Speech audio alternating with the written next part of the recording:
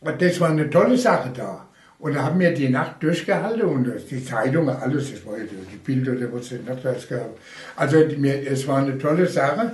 Der Kohl hat ein Telegramm gekriegt, sie haben aufgefordert, rosa-rote Zeile, das war doch diese große Phrase, aber nur leere Worte und nichts kam. Bonn hat eben geschlafen damals und es war gut, dass wir jetzt in Wiesbaden an den Leuten sagen.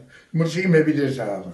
Das muss wahr. Die haben uns geholfen, Auch in der Frage der Schließung. Auch in der Frage des Besitzstandes. Und da ist es so wichtig, dass die Belegschaft mit den Funktionären zusammensteht.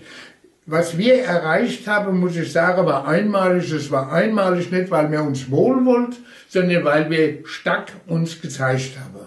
Und es war so, dass für uns die Frage der Gedingefähigkeit, das war ja ein Mordseinbruch.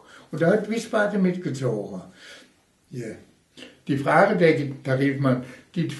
Gedingfähigkeit war doch elementar für uns, ob nun einer noch 20% kriegt oder 25% nur in Zeitlohn und wenn er vorher 28% hatte im Gedinge.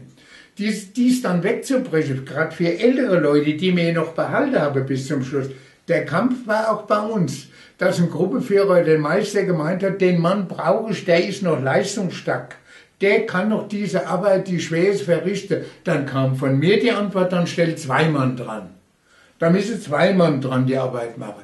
Ich kann doch den Mann, der ein Jahr, 2 Jahre vor der Zur-Ruhe-Saison ist, nicht hinausschicken, noch einmal irgendwo auf die Strecke oder was. Das geht nicht.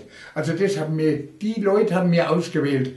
Nach 68 war es, glaube ich, VG oder was. Da hat es nichts gegeben. Und das war gut so.